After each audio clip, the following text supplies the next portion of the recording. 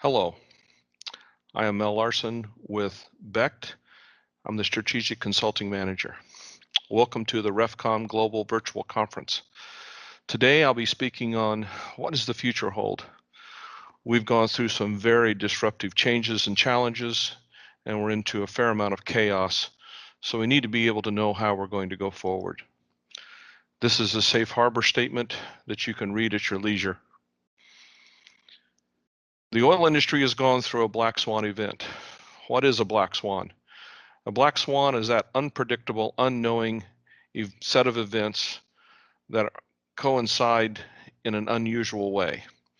For instance, we have the pandemic that resulted in lockdowns. At the same time, at the beginning of this period, it seemed the Saudi Arabia and Russia decided to have an oil price war. Those two events resulted in a black swan where pricing was, and demand was falling even harder on the product side. The other thing that happened, we've noticed that we've seen a 30 to 40% drop in fuels demand globally. We're getting some recovery now, but even then we're not seeing refinery operation come back to where it was the pre-COVID level. Airplane transportation has dropped to almost zero. It's a little bit in some regional areas, but we're looking in the US as seeing the airline industry layoffs in the tens of thousands. The oil industry in general has lost something between 300 to as much as 500,000 jobs, not dollars, but 500,000 jobs. The question is, what does recovery look like? We'll have to look at that in the context of the new push for the invigorated green movement, or the globalization of a cleaner environment. Before we get there, though, we need to understand what the terms of sustainability are, because that is the new phrase. You'll see this in CEO statements that we're going to have a sustainable energy future. So we need to talk about what carbon neutral and decarbonization is. Carbon neutral defines a renewable energy to the grid, but you're not emitting it to atmosphere. This could be solar, this could be wind, this could be carbon capture. This also means that we're going to increase the energy efficiency. We'll have lower greenhouse gas emissions. Decarbonization, on the other hand, is quite different. It means there's zero carbon in the production, development, and transmission of energy. This can be nuclear, this can be geothermal, this could actually be hydrogen production used as a fuel cell or used in direct product combustion using electrolysis, water electrolysis as the mechanism. We know that it's a global and a regional shift. Climate change and the concept of climate change are here. We know that we want lower CO2 emissions as per the Paris Accords to limit global warming to 1.5 C, and we're looking at to achieve 2. There are some projections that will exceed 2 and potentially be 3 degrees C globally. Whether we agree with the politics or not, that is the trend.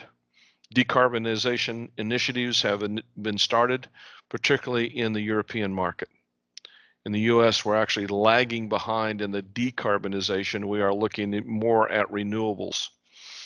There's a heavy transportation shift away from fossil fuels into things like electric vehicles, hybrid vehicles, and potentially using other sources like used vegetable oil, animal fats, other things to reduce the use of direct fossil fuels. Now note that using animal or renewables does not mean we're reducing carbon emissions. It simply means we're reducing the ability to produce oil or use oil. However, the transition, to the future is going to take decades. The infrastructure does not exist. The capital projects are there. The commercialization is not at that speed. Major oil companies today are divesting of the refining, but that doesn't mean refining won't be utilized or necessary. They're turning themselves into a green to meet a market metric, but that doesn't mean fossil fuels were going away. Managing the transition is going to be critical for a given refiner or given company for the next 10 to 15 years. The issue is you need to study and move and make a plan or consider closing. The other thing we have to be aware of is this is not just an opinion shared by a few. When you ask the general population, this is as important as the coronavirus, meaning that during this time period, they've seen cleaner air and they've seen cleaner water. Therefore, they want to see that sustained when we come out of this COVID event. So the challenge as companies is how do we meet this consumer demand? The energy transition has been moving forward ever since we've seen this happen in February and has resulted in very tight margins that are getting a slight recovery today. We have maintained short-term cash savings because we've delayed turnarounds. We have reduced our crude rate. Unfortunately, we've also gone through staff reductions. The demand profile is changing. Product differentials are looking different. We also now recognize that the return to any pre-COVID demand is going to be much longer than just 6 months. We're looking at something that will not recover potentially until 2022. We still have equipment demands. We still have issues. We have site reliability issues that we need to consider and move forward on. Because we've had staffing reductions, people changing, we also recognize there's going to be more people interacting in the decision-making process. And in top of all of this, there is the need for agility. What's it going to take to get and improve margin so that we can maintain the cash flow necessary to do the fundamental things that we need to do in refining? What does recovery look like? Well, some would say we've had a V shape and we're coming back. And the other question is there going to be a second wave? And under this second wave, what's going to be the government lockdowns? Are we going to be able to go back to work the way we used to? Are we going to wait for a virus? Or has there been a permanent shift away from centralized offices into more remote and working from home environments? The jet market is critical. Travel is critical in the full rebound of the market. When I say full rebound, the jet production right now is now pushed into diesel. The diesel crack is worse than the gasoline crack. Also consider that as we go into the distillate, if the governments in Germany and in Europe have mandated less diesel inside the cities, they're also taxing it in such a manner that it's moving vehicular traffic away from diesel into gasoline. Also in the European market, they're also trying to monetize the taxation between fuels, which means the consumers will spend money in a different way. These all have an impact on how we see the recovery rebound. We also must also consider production. We're looking at a world where we want less sulfur, and therefore we like sweeter feeds. The shale oils, all in general, are much sweeter than typically derived conventional crudes, or even heavy bitumen crudes, like the Orinoco Belt or the Canadian oil sands. However, the oil price, because of the challenges between Saudi and the Russian, we're looking at oil prices at $40 a barrel plus or minus. We will not see a rebound in drilling until we see oil prices moving upwards of 50, 55 on a sustainable basis so they can go back into the market. The challenge has been that we've seen about 150 Permian Basin oil companies and service sectors go bankrupt, and we're looking potentially at another 100. So there will not be a recovery until there's a sustainable demand and the price of crude oil comes back up, and even then the challenge to go back in those regions will be much more tepid because of the impact of bankruptcies. As I've stated earlier, the industry response has been to conserve cash at all costs. We've also delayed the maintenance and turnaround cycles. We've also looked at what work needs to be done in that cycle, what work shouldn't be done in that cycle.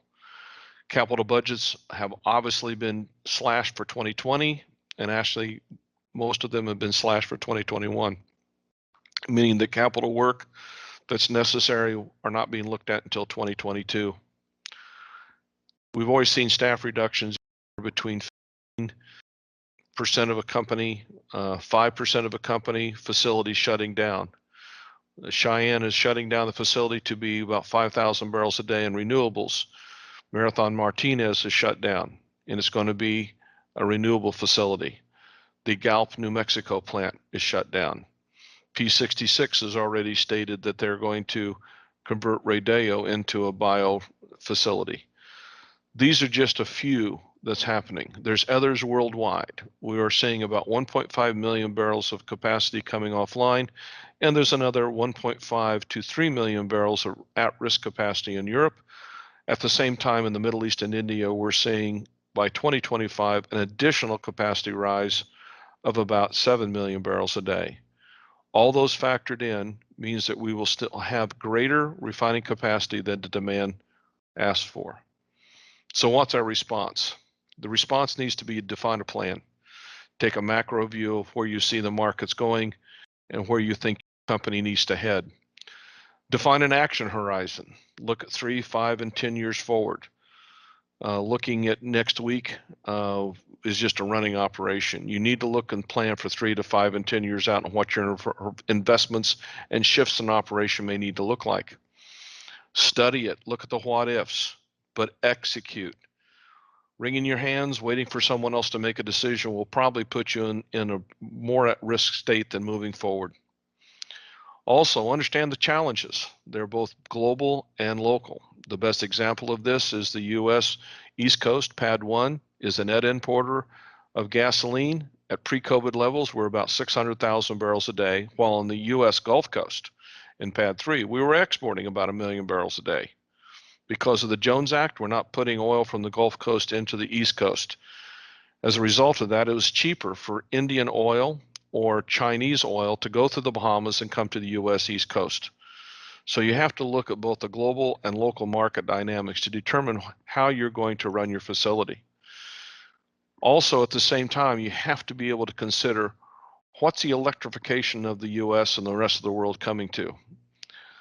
Incremental power is going to be much more supplied by solar, wind, and other sources rather than fossil fuels.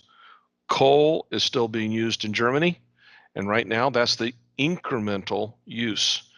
There's also a challenge on how much wind we can put up because people are tired of seeing the windmills. There's going to be offshore, onshore. There's a whole dynamic around the size of a wind turbine, the size of a solar farm, the ability to use those effectively and driving the economy towards an electrical vehicle system. And the point I want to make is to the right. If you look at the shift between the vehicles, you're looking at potentially a shift that is economical from multiple points to a single point. If I could take 25% of the material off the marketplace right now, you would be looking at a position where I could put it all in one stack, and maybe that would provide me the economics to do carbon sequestration and put it back in the ground for tertiary oil recovery. But I've removed the localized pollution in a suburb or in the middle of a city. So what your overall profitability puzzle looks like. You have to look at your facility, or look at your system. You'll have to look at your margin and profitability. The first point is you need a reliable operation. Reliable operation is going to be critical. Your organizational response, this is top to bottom. How well are people trained? How are the dynamics of decision making made? How are you responding to the changes in the age of your workforce and the legacy knowledge of your workforce? Asset value in the supply chain. Have you optimized the crude? Have you optimized how the sulfur impact is? Have you optimized your hydrogen uptake? Does it match your market demand? Are there different markets you should look at? Are you only looking in the Atlantic Basin? Are you looking at the Pacific regions? Are your competition, if you're in the West Coast, is it with China? Or is your competition with India? If you're on the East Coast, what's happening when the European market begins to suffer and there's less capacity to bring material into the U.S. New York Harbor? All these dynamics need to be looked at to determine what your next course of action should be. We already know the future holds lower emissions. We also know that fuel efficiency has to increase. The world is likely looking to monetize octane 95 RON. We're looking at the marine markets going into decarbonized. Going as a transition or a bridging fuel will be LNG. So we're also looking at hydrogen combustion with GTGs that are now, Mitsubishi has gas-fired turbines that will use up to 30% hydrogen, as well as using hydrogen as a transportation fuel as a fuel cell. BNP analyzed and said if you look at even without subsidies, that the break point of when the cost of the powertrain will just about equal the efficient gas engine is going to be around 2023, 24, 25. Move those numbers 2 or 3 years away. The point being is in an unsubsidized world, you're into the position where owning an electric vehicle can be as cost competitive as a gas engine or a diesel engine. Remember also that when you do this, that there's some inboard cost that hasn't been considered. That inboard cost will be the cost of the home charging system. You may spend $1,500, $2,000. You'll pay for that, and you'll have to recognize the offset between your electrical bill and your gasoline bill. There are some now that actually own an electrical vehicle for their regional use, and then if they want to take a long trip, they go rent a vehicle. And therefore, they've optimized their cost, and they've also reduced their individual carbon footprint. It's a balancing act going forward. How do you maximize profit while you're trying to control cost? Often you need to spend some money to be able to maximize margin. How you invest, what you invest in is going to be critical. Do you take what's proven? Do you look at emerging technologies and take some risk? What are your stay in business needs? What will be the current and future regulatory mandates? It's no longer just looking at energy from a cost perspective. You have to look at the energy from a greenhouse gas emissions perspective, and that may impact your license to operate. The market shifts. Are you strictly going to be local? Is it going to be regional? Are you going to look at export supplies? There are certain elements of this and that are coming to play now that there may be some deglobalization, and under deglobalization, maybe your local demand increases rather than declines. Where's the gas? Is it going to be gasoline demand? Is it going to be diesel demand? I can tell you pretty confidently the marine market demand is going to go towards zero and going into potentially ammonium as the transportation to get away completely from a carbon-based fuel source. So what's the charting the course forward? What are you going to do? First off, if the plant's not running, you're not going to make money. Therefore, reliability is got to be number one priority. Secondly, are the units operating at their maximum efficiency point? That doesn't mean maximum throughput. I'm talking about maximum efficiency point. We're also, because of staff reductions, we're trying to do more with less. I dare say that the information that staff was providing that are no longer working was not useless information. Otherwise, they wouldn't have been employed to begin with. It was necessary information. Now there's going to be a further prioritization of what is necessary versus what is nice. As counterintuitive as it may seem, there's going to be a need to be smart about your third-party assistance because it's just really difficult, if not impossible, to do all the things that you were doing before without focused value from third-party providers, potentially to take you to the next level. You also have to consider the site-wide performance. Looking at an individual unit without looking at the context of the whole facility will no longer be able to be done. You'll have to look at the whole site, and you'll have to look outside the refinery LP. You'll have to look at the inside the assets and do a lot more rigorous work to make sure that we're managing the assets. And the assets are not just a unit. It's the pump, it's the compressor, it's the control valve, it's the corrosion mechanism. Are those being managed in a way that optimizes my cash out to profit in my pocket?